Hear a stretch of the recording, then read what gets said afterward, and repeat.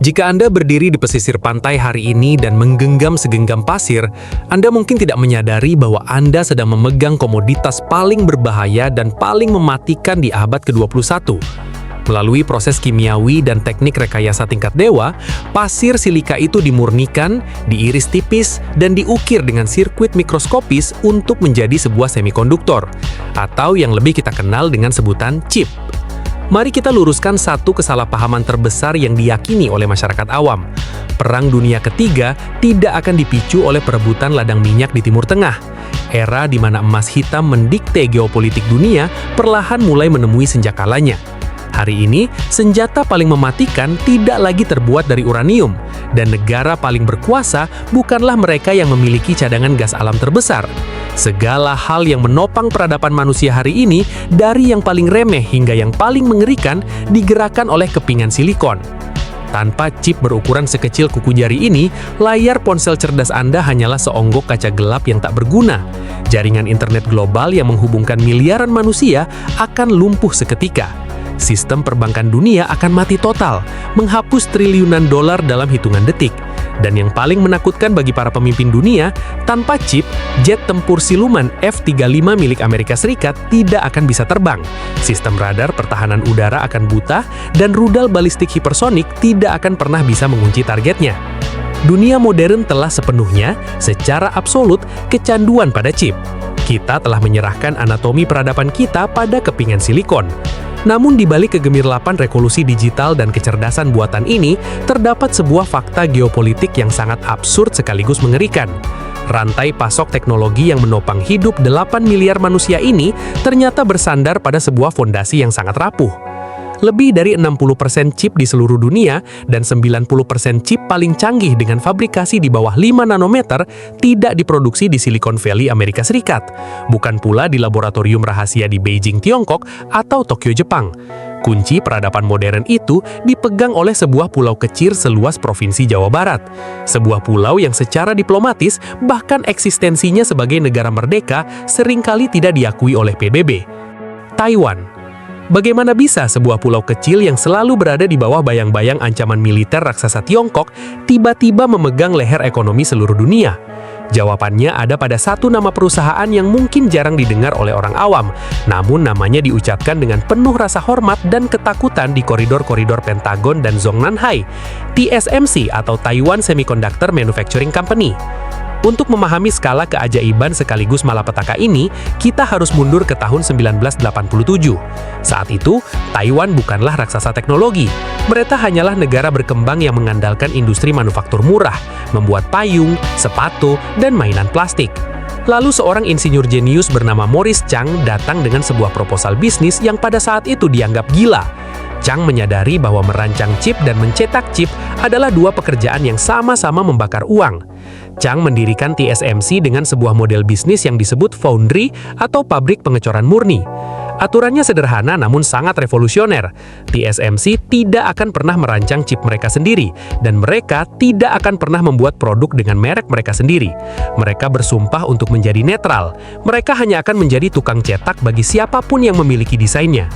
Langkah ini adalah sebuah mahakarya strategi.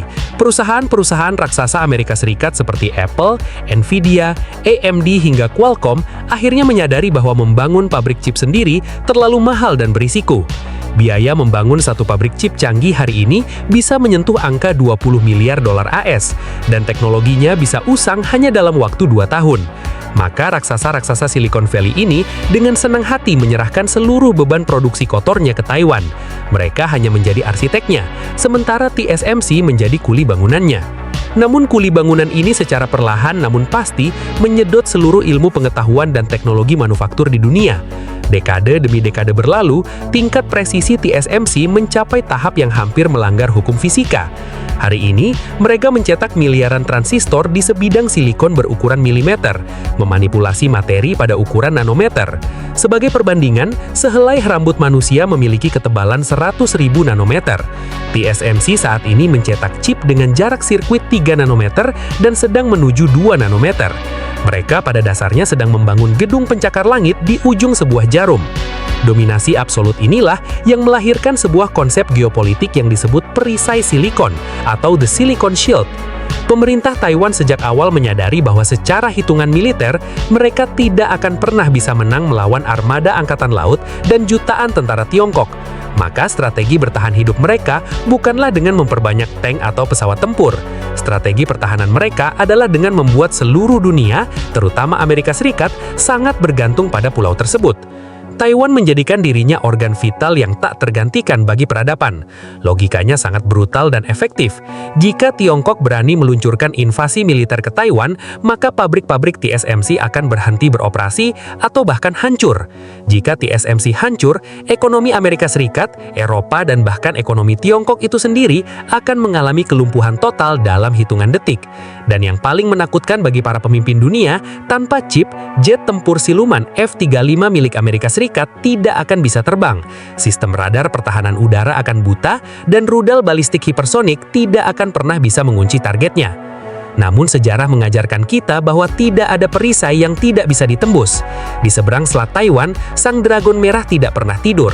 Tiongkok di bawah kepemimpinan Xi Jinping yang semakin agresif mulai menyadari bahwa ketergantungan mereka pada chip asing adalah kelemahan eksistensial yang mematikan. Beijing mulai bergerak dan ketakutan Amerika Serikat pun mencapai titik didihnya. Maka dari itu, bersama ruang retrospektif, kita akan membedah bagaimana perebutan kepingan nano ini telah memicu embargo ekonomi paling brutal dalam sejarah modern dan membawa kita ke jurang kiamat logistik.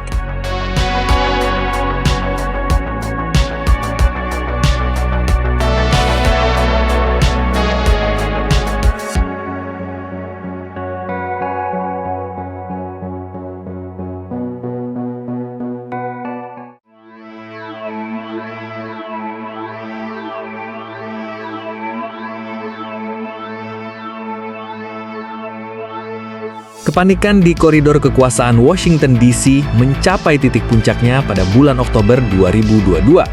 Gedung Putih, Pentagon, dan Badan Intelijen Amerika Serikat akhirnya harus menelan pil pahit dan menyadari bahwa mereka telah melakukan kesalahan geopolitik paling monumental dalam setengah abad terakhir. Selama beberapa dekade, demi memangkas biaya operasional dan mengejar margin keuntungan kuartalan, korporasi-korporasi barat telah memindahkan hampir seluruh rantai pasok manufaktur krusial mereka ke Asia. Namun, kapitalisme yang brutal ini tanpa disadari telah melahirkan sebuah monster. Amerika Serikat mendapati dirinya dalam posisi yang sangat konyol dan memalukan. Mereka melihat militer Tiongkok yang semakin agresif, merancang rudal hipersonik dan sistem persenjataan bertenaga kecerdasan buatan AI, di mana semua otak dari senjata mematikan tersebut ternyata dirancang menggunakan perangkat lunak Amerika dan dicetak di pabrik-pabrik Taiwan. Secara tidak langsung, Amerika Serikat telah mensubsidi dan memberikan cetak biru teknologi untuk membangun mesin perang musuh terbesarnya. Maka, turunlah palu godam itu. Pemerintahan Amerika Serikat meluncurkan sebuah embargo ekonomi yang jauh lebih destruktif daripada sekedar perang tarif dagang biasa. Ini adalah sebuah upaya sistematis yang dirancang secara eksplisit untuk mematikan dan melakukan deindustrialisasi sektor teknologi tinggi Tiongkok. Amerika Serikat tidak hanya melarang penjualan chip tingkat lanjut ke Beijing, mereka menyerang langsung ke jantung produksinya. Amerika Serikat menggunakan pengaruh hegemoninya untuk memaksa sekutu-sekutunya, terutama Belanda dan Jepang, untuk ikut serta dalam blokade ini. Target utamanya adalah sebuah perusahaan Belanda bernama ASML. Bagi Anda yang tidak tahu, ASML adalah perusahaan yang memegang monopoli absolut atas pembuatan mesin litografi ekstrim ultraviolet atau EUV. Ini adalah mesin paling rumit yang pernah diciptakan dalam sejarah peradaban manusia. Mesin ini menggunakan tembakan laser bertenaga tinggi yang dipantulkan melalui cermin paling datar di dunia di dalam ruang vakum hanya untuk mengukir pola sirkuit seukuran atom di lempengan silikon. Tanpa mesin EUV dari ASML, mustahil bagi siapapun untuk mencetak chip berukuran 5 nanometer ke bawah. Dan Amerika secara sepihak melarang mesin ini dikirim ke Tiongkok. Bayangkan rasa frustasi di Beijing. Pemerintah Tiongkok memiliki ratusan miliar dolar dalam berangkas mereka. Mereka memiliki insinyur-insinyur brilian dan lahan pabrik yang tak terbatas. Namun, mereka tidak bisa membeli mesin pencetaknya.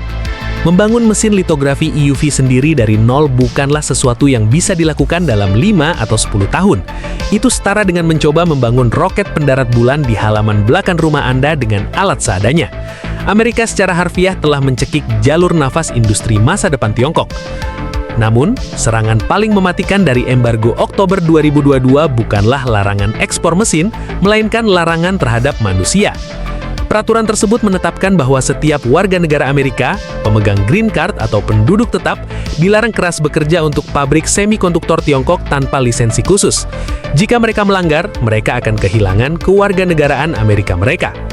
Dalam semalam, terjadi eksodus massal. Ratusan eksekutif senior, kepala teknisi, dan ilmuwan papan atas yang selama ini memimpin proyek-proyek chip ambisius di Tiongkok terpaksa mengundurkan diri dan segera mengemasi barang-barang mereka kembali ke Amerika. Tiongkok tidak hanya kehilangan akses ke perangkat keras, mereka mengalami pemenggalan intelektual secara brutal.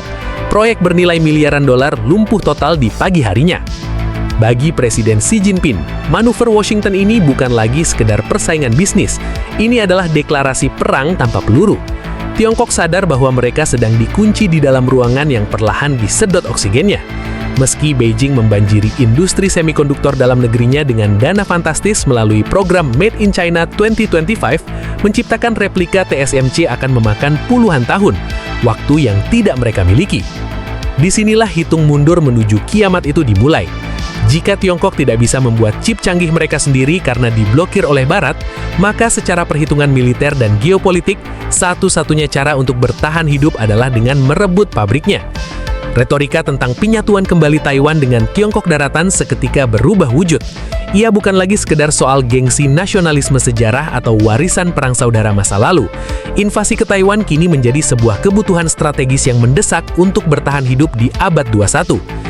Militer Tiongkok, People's Liberation Army mulai meningkatkan intensitas latihan militer di Selat Taiwan. Mereka melakukan simulasi blokade total laut dan udara, menerbangkan ratusan jet tempur menembus zona identifikasi pertahanan udara Taiwan.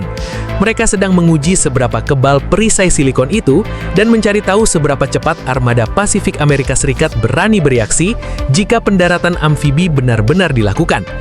Ketegangan yang memuncak ini melahirkan sebuah skenario paling gelap dan paling mengerikan di koridor strategi Pentagon, opsi bumi hangus atau scorched earth. Para perencana perang Amerika Serikat tahu persis bahwa Taiwan terletak hanya 160 km dari pesisir Tiongkok, sementara pangkalan utama AS berada ribuan kilometer jauhnya. Jika militer Tiongkok melakukan invasi kilat, ada kemungkinan besar Taiwan akan jatuh sebelum bantuan Amerika tiba. Namun, skenario membiarkan pabrik-pabrik TSMC jatuh ke tangan Partai Komunis Tiongkok adalah mimpi buruk yang sama sekali tidak bisa diterima oleh Washington. Jika Beijing menguasai TSMC, mereka seketika akan menguasai ekonomi dunia dan memaksa Amerika Serikat bertekuk lutut. Maka, muncullah sebuah kesepakatan rahasia yang dingin dan tanpa belas kasihan. Jika invasi tidak bisa dibendung dan pantai Taiwan tertembus, Amerika Serikat secara aktif mempertimbangkan untuk mengirimkan pasukan khusus atau menggunakan serangan presisi dari jarak jauh untuk meledakkan, menghancurkan, dan meratakan seluruh fasilitas pabrik TSMC keping-keping.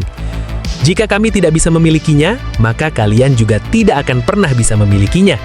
Itulah realitas kejam dari geopolitik. Taiwan yang selama ini membangun raksasa teknologi mereka sebagai perisai pelindung dari invasi, kini menyadari bahwa perisai itu telah berubah menjadi bom waktu. Pulau itu bukan lagi sebuah negara berdaulat di mata dua raksasa yang sedang bertarung. Ia hanyalah sebuah pabrik pasir yang siap diledakkan kapan saja demi mencegah lahirnya penguasa dunia yang baru. Lalu, apa yang akan terjadi pada dunia? Dan khususnya bagi negara-negara berkembang seperti Indonesia ketika pabrik-pabrik pembuat otak peradaban ini benar-benar meledak menjadi debu dan abu.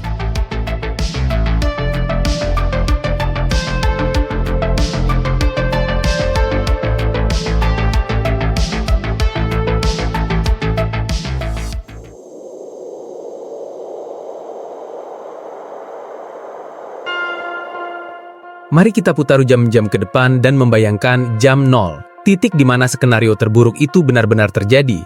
Entah karena misil Tiongkok berhasil menghancurkan fasilitas di Hsinchu, atau karena pasukan khusus Amerika Serikat menekan tombol detonator untuk meledakkan pabrik-pabrik TSMC menjadi abu. Apa yang terjadi pada dunia di pagi hari setelahnya?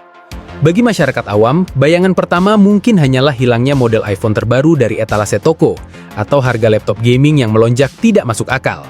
Namun, para ekonom dan ahli logistik tahu bahwa itu hanyalah riak kecil sebelum tsunami sesungguhnya menghantam. Kiamat yang sebenarnya tidak datang dari hilangnya gawai hiburan, melainkan dari berhentinya detak jantung infrastruktur dunia.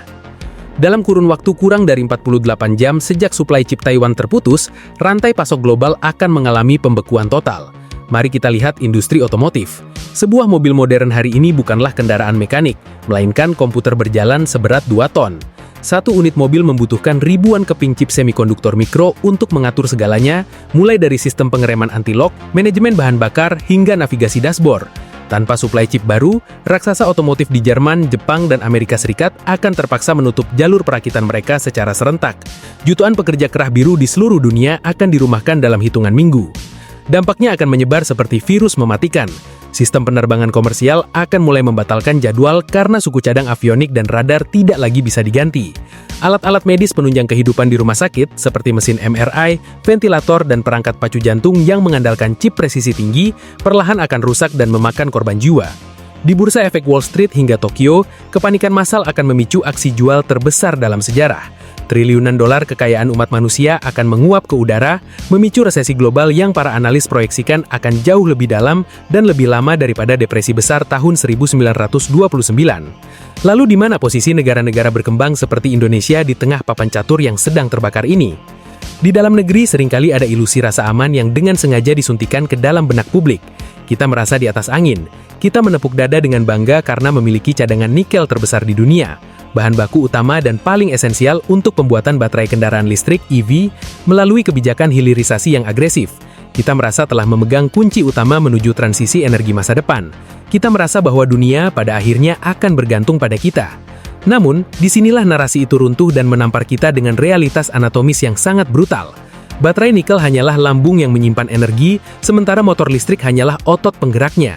Tanpa otak berupa kepingan silikon yang hari ini masih didikte oleh Washington dan dicetak di Taiwan, kendaraan listrik tercanggih yang baterainya terbuat dari keringat penambang nikel kita tidak akan pernah bisa menyala, tidak bisa diprogram, apalagi berjalan dengan sistem otonom tanpa adanya chip yang hari ini masih didikte oleh Washington dan dicetak di Taiwan.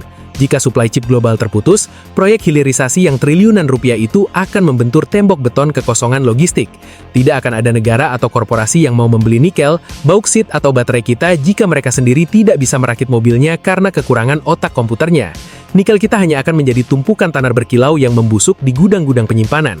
Kenyataan ini membongkar kelemahan paling fundamental dari kedaulatan kita. Di abad ke-21, kemerdekaan sejati sebuah negara tidak lagi diukur semata-mata dari seberapa banyak pasukan yang menjaga perbatasannya atau seberapa melimpah sumber daya alam yang tertanam di bawah tanahnya. Kemerdekaan modern diukur dari seberapa mandiri sebuah bangsa mampu memproduksi teknologinya sendiri. Selama kita masih menjadi negara ekstraktif yang hanya bangga menjual bahan mentah dan sekadar menjadi pasar konsumen bagi teknologi asing, kita tidak pernah benar-benar merdeka. Kita hanyalah penumpang pasif di gerbang belakang yang nasib ekonominya, pertumbuhan industrinya, dan masa depan generasinya bisa dihancurkan kapan saja oleh kepingan silikon seukuran debu yang diperebutkan di seberang samudra. Perang dingin silikon ini adalah alarm paling keras yang pernah dibunyikan untuk peradaban manusia. Ia menelanjangi fakta bahwa seluruh kemegahan dunia modern yang kita nikmati hari ini berdiri di atas fondasi pasir yang sangat rapuh. Dan ketika perisai silikon di Taiwan itu pada akhirnya benar-benar pecah, tidak ada satu negara pun yang bisa bersembunyi dari reruntuhannya.